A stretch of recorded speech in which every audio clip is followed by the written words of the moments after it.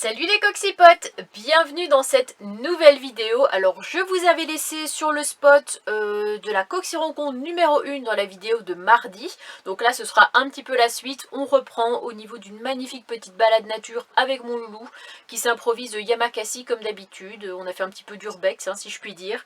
Au niveau de la butte des fours rouges, c'est pas facile à dire. J'espère que la petite balade vous plaira. Ça fait très longtemps que je vous ai non mais ça va pas aujourd'hui, que je ne vous avais pas partagé de balade. Eh bien c'est chose faite, fini la mécanique, on fait une petite pause là-dessus.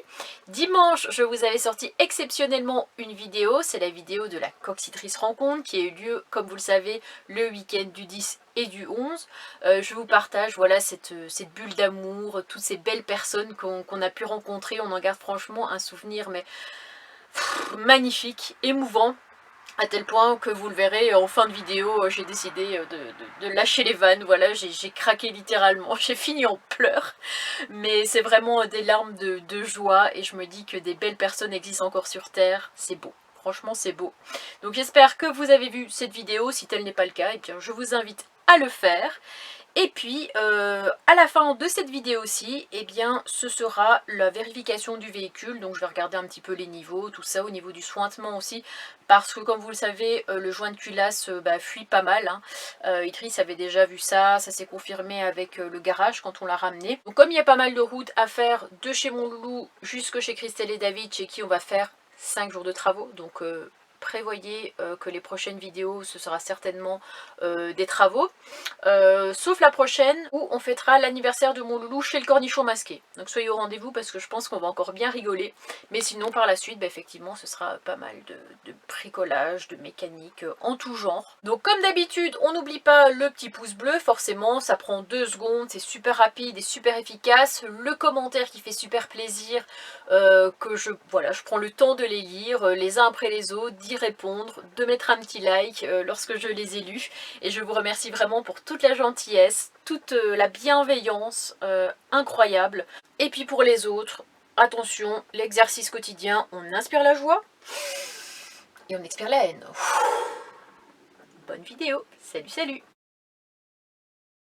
On va faire une petite balade nature et puis on va essayer de se rapprocher un petit peu des fours. Alors j'ai vu une photo où à l'époque il y avait 5 fours. Alors il nous montre ici que dans un premier temps il y en avait 3 qui ont été construits. Ensuite ils en ont construit 4 de plus, hop, les voici. Et puis ils en ont reconstruit encore 2 de plus, ce qui faisait 9 fours au total. Et comme ici il y avait vraiment un très grand site minier, il y avait d'ailleurs une énorme carrière, et bien le minerai de fer était acheminé ici, hop, et était ensuite apparemment brûlé dans ces fours. Ça permettait de faire, qu'est-ce que j'ai lu, afin d'enrichir la teneur en fer des minéraux. Voilà.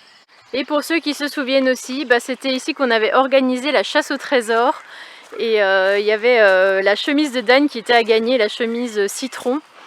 Je me souviens, et je l'avais cachée dans une souche, alors je ne saurais plus du tout vous dire laquelle. C'était vraiment très drôle parce que tout le monde était éparpillé, tout le monde fouillait les moindres recoins, etc. Puis je donnais des indices au fur et à mesure. Bon, moi perso, je sais que j'adore voir les photos comme ça de l'ancien temps pour mieux m'imaginer comment ça pouvait être. Et donc ici, on avait même un train qui acheminait le minerai de fer vers le Nord-Pas-de-Calais parce qu'il y avait pas mal d'usines sidérurgiques par là-bas. Avec ici, on voit les petits wagons, je sais même plus comment dire, avec les travailleurs, etc. Regardez ici les mineurs occupés. Et ça me permet donc de faire un petit plan d'un petit peu plus près de ces fours. Je crois que je vous les avais peut-être pas filmés à l'époque, le jour de la Coxy-Rencontre. J'avais plutôt filmé les gens, tout ça, la bonne ambiance qu'il y avait. Et donc, je pense que là, il devait y avoir un four qu'on ne voit plus, un ici qui est dans un piteux état. Et puis il reste ceux-là. Et en fait ils ont été pas mal détruits en 1944 au moment de la guerre. Il y a une association qui petit à petit reconstruit les fours. C'est vrai que ces deux-là, je pense qu'à l'époque je les ai peut-être vus dans un état plus comme ça. Donc c'est vrai qu'ils avancent pas rapidement, mais c'est quand même à mon avis pas mal de boulot. Et puis rappelons-le, c'est des bénévoles, donc ils font ça vraiment par passion du patrimoine. Et c'est pas rémunéré, quoi. Ils ont une activité à côté. Là, on va essayer de regarder ce qui se passe au niveau du four. C'est quand même vachement impressionnant, regardez ça. Hop. Je sais pas vraiment où filmer mieux que ça, au moins de faire de l'urbex ou le Yamakasi moi aussi. Moi je vais le faire. Oh non mais tu vas jamais savoir monter là. Non mais vraiment, t'as même pas mis tes chaussures de rando ni d'alpiniste. Ah. J'avais pas vu que c'était raide là. Non. Bah ouais, c'est raide, bah c'est faire comme d'hab. Et donc en fait ils ont dit qu'ils avaient choisi ce site parce qu'il était un peu incliné comme ça et donc c'était plus facile. Le minerai suivait plus facilement le chemin, hop il était ici et après il descendait jusqu'au petit wagon. Donc là Aaron il est monté jusqu'en haut pour voir ce qu'il y avait. Oui et du coup bah il y a rien pour allumer le four quoi, et il y a que des pierres dedans quoi. D'accord. Merci d'avoir été voir jusque là. Ouais. Mais il m'a dit que ça lui faisait du sport parce que maintenant il s'est mis à faire des tractions, c'est ça? Ouais. Et les tractions chez lui avec l'escalier, là, je n'ai pas bien compris. Ah si, c'est ça. Qu'est-ce qu'il y a? Tu veux descendre là? Faire un saut là. Oh là là, il fait des trucs dangereux, je vous jure. Attention, tout le monde te voit, hein. Là si tu te tords la cheville, 20 000 personnes te voient. Non, ça va aller, on a confiance en lui, regardez ça. Mais par contre, pour descendre, tu vas faire comment? Explique-nous. Bah vas-y. Saut de l'ange. Allez, à mon tour. Allez. Non, mais je dis ça pour rire, c'est bon, je vais pas faire ça. Là, on est monté jusqu'en haut, on est tout en haut du four, et c'est de par ici que sortait la fumée.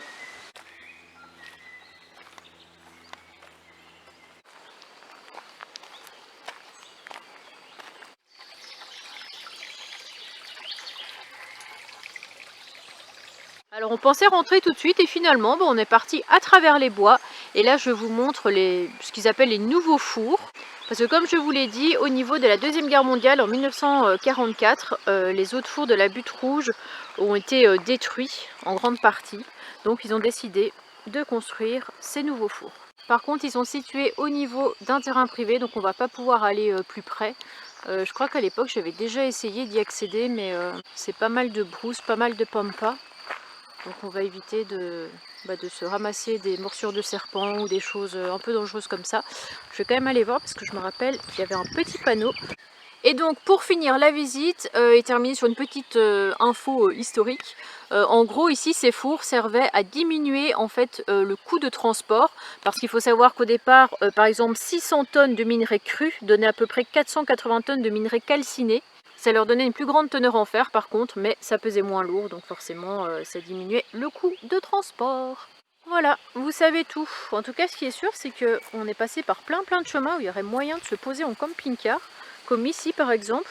Il y a vraiment juste une maison tout au bout du chemin, mais sinon, je pense qu'il y a moyen d'être vraiment super tranquille. Mais là, je pense qu'on va rester où on est. De toute façon, c'est que pour une nuit ou deux. On va quand même essayer de voir si jamais on peut essayer de se rapprocher en mode urbex, mais je pense pas que ce soit possible. Malheureusement, je pense que ça va pas être possible. J'ai essayé de me rapprocher un peu pour faire de plus jolis plans, mais avec les arbres, malheureusement, on ne voit pas à travers. Et puis je vais vous montrer comment c'est au niveau de l'entrée. Ça donne pas très envie d'y pénétrer. On a ici un petit panneau « Souriez, vous êtes filmé », un panneau défense d'entrée, propriété privée. On a un deuxième panneau ici, propriété privée, entrée interdite. Ah, il y a un petit chat là-bas qui galope. Plus, bah non, c'est tout, mais c'est déjà pas mal. Donc voilà, bah c'est pas grave, on n'ira pas jusque là. Oh, il y a un petit chat là, regardez. Oula, oula malheureux. Oula. Oh, il est trop mignon. Par contre, il est pas trop à son aise. Oula, regardez, l'allure à laquelle il court.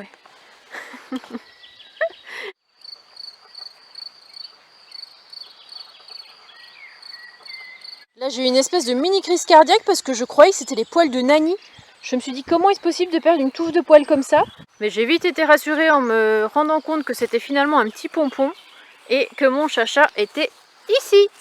Hein, t'aurais pu venir avec nous au fait, hein. Au lieu de ça, monsieur dormait dans les buissons, tranquillement, à l'ombre des peupliers. Un petit chat?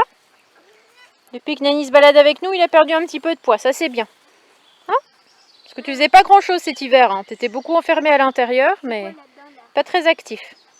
Ouais, t'es un peu perdu, mais pas beaucoup. Hein. Un peu perdu, mais pas beaucoup. C'est vrai qu'il y a toujours le gras, mais bon, ça, c'est de famille. Voilà. Est-ce qu'on peut juste préciser l'allure à laquelle il va pour faire ce Rubik's Cube? Regardez-moi ça. Cette dextérité dans les doigts, là. Faire tourner ça dans tous les sens. Et là, on a fait tourner un petit chrono. Donc on va voir si Aaron va battre son record qui est actuellement de 3 minutes 45, c'est ça? Voilà. C'est le record qu'il a fait hier. Ah, il a ressorti sa petite... Bon, vous inquiétez pas pour le petit bazar, on vient de prendre le petit déj. Alors moi perso, j'y connais absolument rien, mais apparemment, quand on a un point jaune au milieu, il y a un truc spécial à faire là.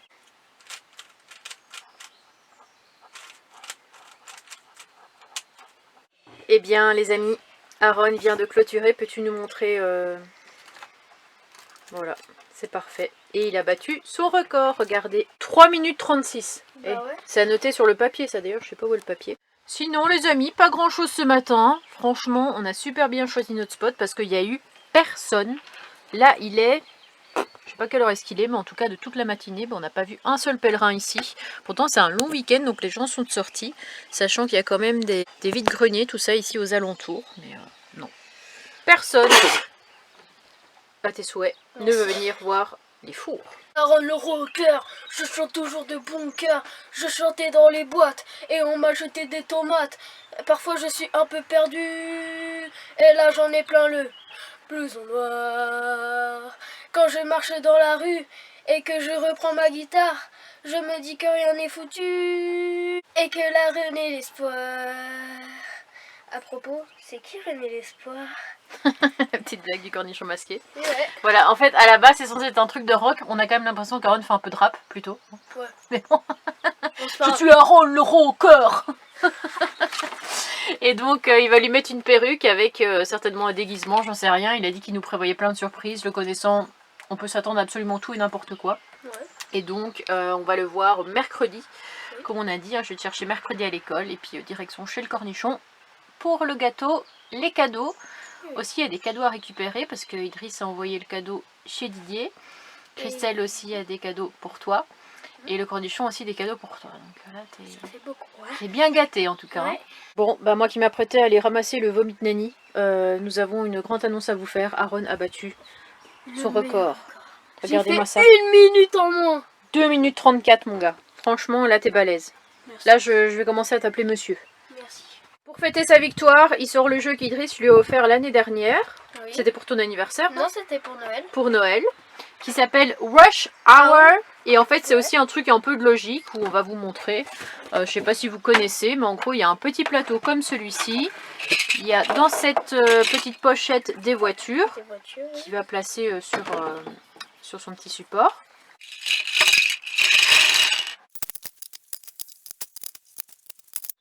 Donc ici, Aaron a placé ses petites voitures. Et puis son but, ça va être de faire sortir la voiture rouge, c'est ça? Oui. Par là. Oui.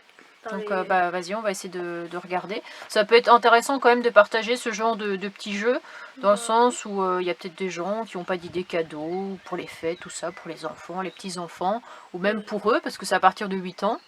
Donc voilà, si on a 60 ans, on a le droit de jouer. Hein. Cela dit, c'est écrit sur la boîte. Et donc, bah, montre-nous comment faire du coup.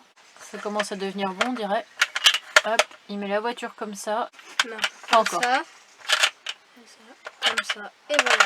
Et la voiture rouge sort. Et voilà. C'est pas facile quand même. Hein. Non, mais regardez tous les mouvements qu'il fallait faire. Normalement, c'est beaucoup. Oui. Pour se donner un peu d'énergie, Aaron termine les pop-corn du cornichon masqué. Mais on dirait qu'ils sont un peu mous. Et ça colle aux dents. Ah, c'est pas ouf. Mais sinon, je sais pas vous, mais Aaron, il adore manger des pipasses comme ça. J'avoue, je lui en pique un petit peu, des graines de tournesol. Dès que je vais le chercher, on passe absolument à action pour pouvoir acheter un paquet. On s'est posé en mode chill, on a sorti la table, les petites chaises. Regardez, j'ai acheté une chaise pour Aaron aussi. Ouais. C'est la même que moi, mais en noir. Comme ça, on aura chacun la nôtre. Bah oui. Ce sera plus facile parce que je crois que l'année dernière, tu en avais une, mais qui était trop petite, non? Oui, c'était celle de Nani. Celle de Nani. Oui, avec Tinel. Même Nani rentre pas dedans, alors toi, j'imagine pas. En parlant d'action, je sais que souvent, vous aimez bien quand je vous partage un petit peu ce que j'ai acheté. Donc hier, Aaron a craqué pour une petite lampe comme ça. C'est une bande LED. Et toi, tu voudrais mettre ça où, tu m'as dit? Sur mon lit, dans ma chambre. Ouais, les jeunes, ils aiment bien faire ça. Oui. Et du coup, tu mets ça le long de ton lit et puis tu as une petite télécommande qui te permet de changer de couleur selon ce que tu as envie. C'est ça? Donc, il voulait ça. Donc, en plus, pour son anniversaire, voilà, je lui ai pris ça. Et puis, bah, moi, je me suis acheté cette robe, mais c'est un réel désastre parce que c'est écrit taille unique, mais j'ai l'impression que c'est plutôt du XS. J'ai eu beaucoup de mal à rentrer dedans, ça me coince là, vous imaginez même pas le gras qui sort entre la bretelle et la robe qui est beaucoup trop longue. Alors je sais pas combien mesure cette personne là, mais moi qui mesure 1m60, je suis quand même une petite naine, j'avoue, je suis pas très grande. Moi ça m'arrive à peu près ici. Donc je l'ai remballé, tout ça avec le ticket, je vais la ramener. Ainsi que ce short que je porte actuellement. Alors déjà dans un premier temps parce que l'une des poches est trouée. Voilà, tu peux carrément passer ta main dedans jusqu'au fond. Il y a un trou dedans. Et derrière, c'est de quel côté? Je crois que c'est de ce côté-là. Je l'ai enlevé pour vous le montrer. Voilà, on a un trou à peu près comme ça. Donc d'accord, c'est pas cher, c'est genre 6 €. Mais c'est pas pour autant qu'il faut acheter de la cacaille avec des trous dedans. Donc je vais ramener les deux éléments et puis je vais essayer de me retrouver un autre comme ça. Vous devez certainement vous dire, mais où est Nani? Mais regardez, dès qu'on se lève, il pique notre place. Systématique. Le retour de Nani qui pique les chaises de jardin. Ouais. Ça faisait longtemps, hein. Depuis, Depuis, je sais pas, septembre, octobre dernier, qu'on les avait pas sortis. Hein Nani?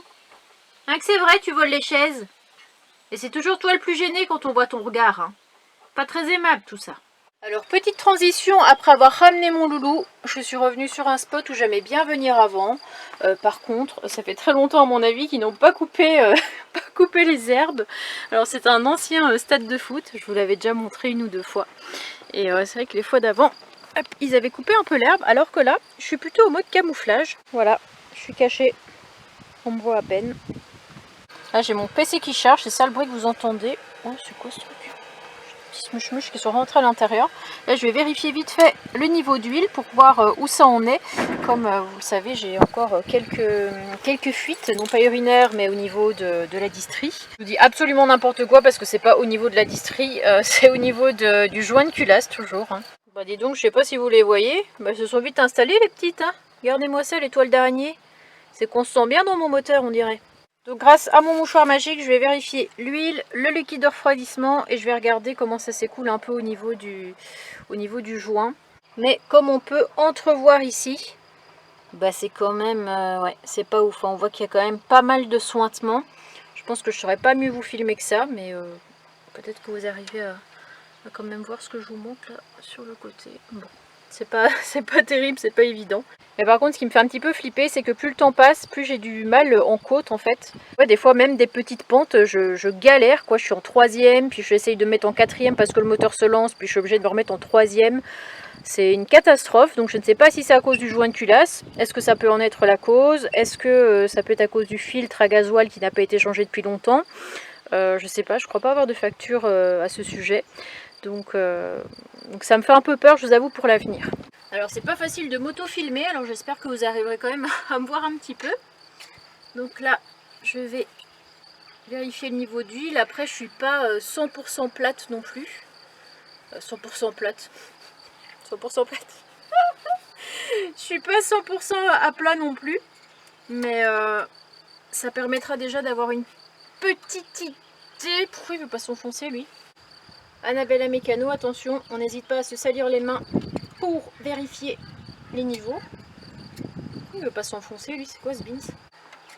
Verdict ensemble, quel est le niveau? Ouais, ça va, le niveau il est parfait, hein. Il est vraiment entre le minimum et le maximum. Donc c'est que finalement je perds pas tant d'huile que ça. Alors, le niveau de liquide de refroidissement, on est comment là-dedans? Ça va encore, le niveau est pas trop mal. Il est aussi entre le minimum et le maximum. Après ça fuit toujours, hein, ça d'une manière ou d'une autre. Tant que déjà on n'aurait pas mis la nouvelle huile de vidange, ça ne changera pas grand chose. Parce que comme vous le savez, ils avaient mis de la 540 dans un modèle qui normalement est plus apte, non ça se dit pas, enfin qui normalement devrait comporter de l'huile 1040 ou 1540. Sachant que la 540 c'est plus de l'huile quand même qui va être utilisée pour un véhicule plus récent, plutôt un véhicule essence et plutôt comprenant un turbo. Je suis tout l'opposé de ça, c'est-à-dire je n'ai pas turbo, c'est un véhicule ancien et je suis diesel, donc comme ça c'est réglé. Normalement tu es censé connaître quand même l'huile à mettre dans un véhicule, d'autant plus que quand je l'ai amené moi-même au garage, vous savez, quand on a vérifié l'état du joint de culasse, etc. et des fuites, Je vous vois ceux qui se moquent. Hein, Mamie Driss, je vous vois. Vous vous moquez quand je dis fruit. J'ai l'accent belge quand je dis ça. Mais eux-mêmes étaient surpris, ils ont dit waouh, ils ont vraiment tiqué en mode mais un garage a mis de l'huile de la 540 là-dedans. Donc forcément c'est beaucoup plus fluide. Et donc ça n'aide pas parce que sachant que quand le moteur chauffe vraiment, je crois, je ne suis pas mécano, mais que l'huile devient de plus en plus fluide.